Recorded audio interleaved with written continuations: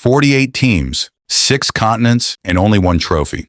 The 2026 World Cup is the biggest sporting event in human history, and this time, it's even bigger than before. But here's something most fans never think about. Before any team sets foot on that pitch, they had to survive a brutal multi-year gauntlet just to get there. So how does it actually work? How does a tiny island nation in the Pacific end up playing the same tournament as Brazil? Stick around because I'm going to explain the entire World Cup qualification system in under 5 minutes. And trust me, it's way more chaotic than you think. Here's the first thing you need to know. There are 211 national teams affiliated with FIFA. 211, and only 48 of them get to go to the 2026 World Cup. So roughly 1 in 4 teams makes it. Sounds like decent odds until you realize that includes the host nations, the United States, Canada, and Mexico, who qualify automatically. They don't have to earn it. They just get to show up. Must be nice. So the remaining 45 spots, those get divided up between 6 continental confederations. Think of them like the 6 regional governing bodies of world football. You've got UEFA in Europe,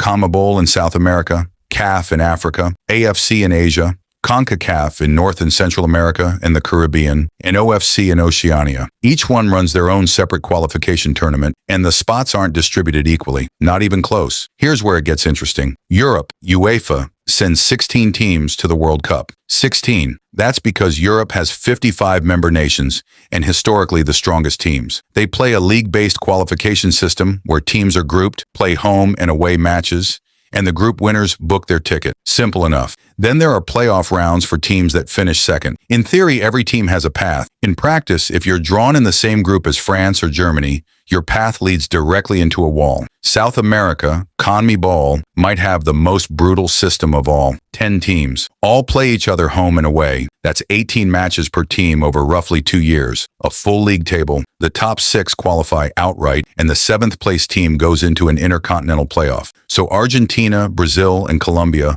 all fighting for the same spots as Bolivia and Venezuela in altitude conditions that make your lungs cry. It's a grind, and it genuinely produces some of the most dramatic qualification football on earth. Africa gets the next biggest allocation. CAF, the African Confederation, sends 9 teams. They play group stages, then knockout rounds, and the 9 group winners are in. 9 winners from 9 groups.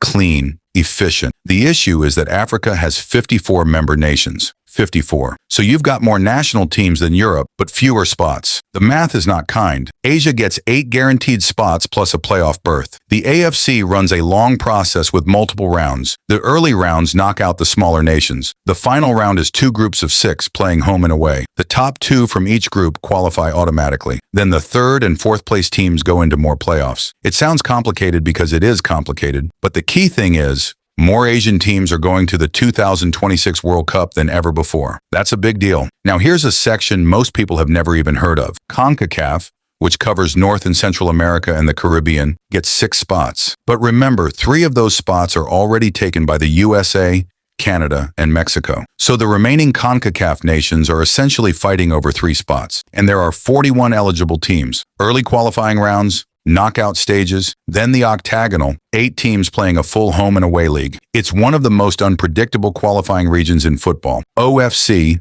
Oceania, covers the Pacific Islands, Australia being the big exception since they moved to the Asian Confederation years ago. OFC gets half spot, meaning the OFC winner has to play a playoff against another confederation's team just to earn a place at the World Cup. So New Zealand, for example, could win every single game in Oceania and still have to beat someone from Asia or South America for the privilege of going. Rough. And then there are the Intercontinental Playoffs. This is the wildcard round. Teams from different confederations, OFC, CONCACAF, AFC, CONMEBOL, who narrowly missed automatic qualification, all get thrown together into a small playoff bracket. Win your match, you're going to the World Cup. Lose it, you go home and wait another 4 years. These are some of the most high-stakes matches in all of football, and they almost never get the attention they deserve. One team, one moment in a nation's entire footballing generation either gets to say they were at the World Cup or they don't. So let's bring it back to where we started. 48 teams, 6 confederation. One massive, beautifully chaotic process that takes 2 full years to complete. Some nations earn their spot by surviving a South American meat grinder. Others fight through 54-team African qualifying with only 9 tickets available. And somewhere in the Pacific, a team is grinding through playoff after playoff just for a chance at a single spot. The World Cup doesn't start in the summer. It starts the moment the last World Cup ends. Here's the question worth sitting with. With 48 teams now, do you think the World Cup is becoming more inclusive? Or are we just making a bigger tournament to give weaker teams a stage they're not ready for?